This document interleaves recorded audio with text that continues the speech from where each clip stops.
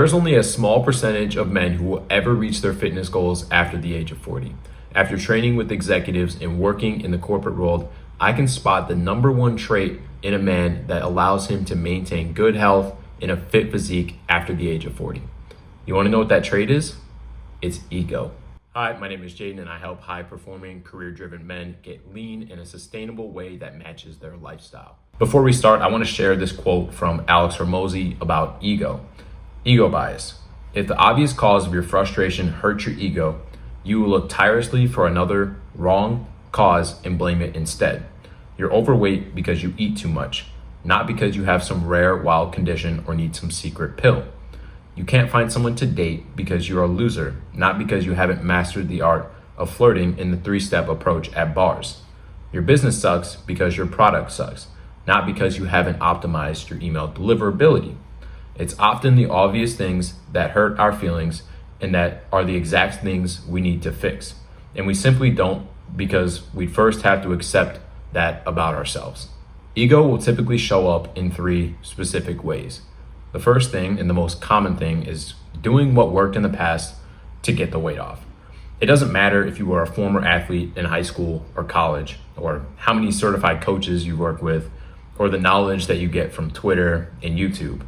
You think you just need this insert thing to get back in shape, and that's the moment that you lose any chance and you end up resorting back to the habits that don't work. If you're out of shape, your strategies from the past aren't working for you.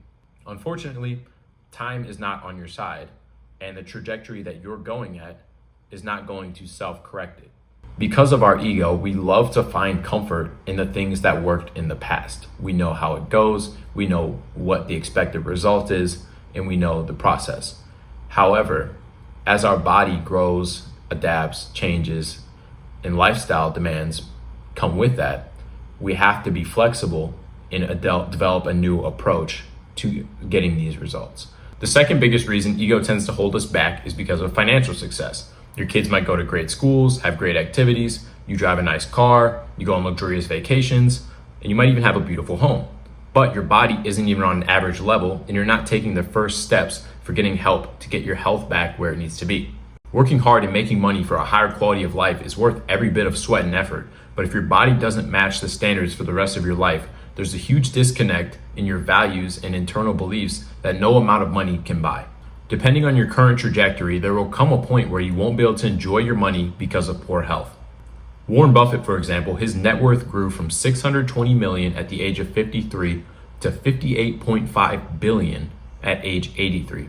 The longer you live, the more money you can make and spend. You can see that time is one of the most powerful variables in any ROI formula: health, wealth, and relationships. And the third thing that ego tends to hold us back in is our job title and positions. There's no doubt that you've put in hard work and you've earned the position that you have, but it doesn't mean you can avoid doing the real work on yourself. Is it possible to be out of shape and are there people who lead teams who are overweight? Yes, but when you're out with potential clients or you're running a team or you're working on a team and you're 20 or 30 pounds overweight, there is a judgment and stigma that comes along with it. This is human nature and it's in our biology. People are naturally more attracted to fit, youthful looking people. Health is a new status symbol, and this is otherwise known as the halo effect. They want to be led by attractive, confident, respectful leaders who have and look the part. Now, you didn't fall out of shape by eating the right foods and working out effectively for years.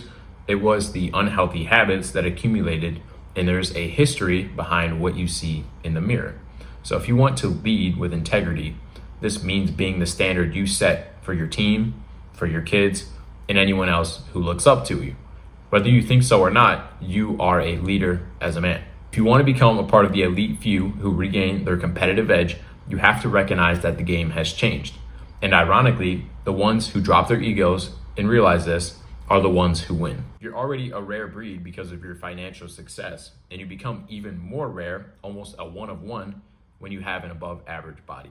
You're going to need a better plan than you've used in the past. You're going to need weekly assessments and progress reports to make sure the plan is up to date, and it's going to require work and investment, just like anything meaningful that's part of your identity.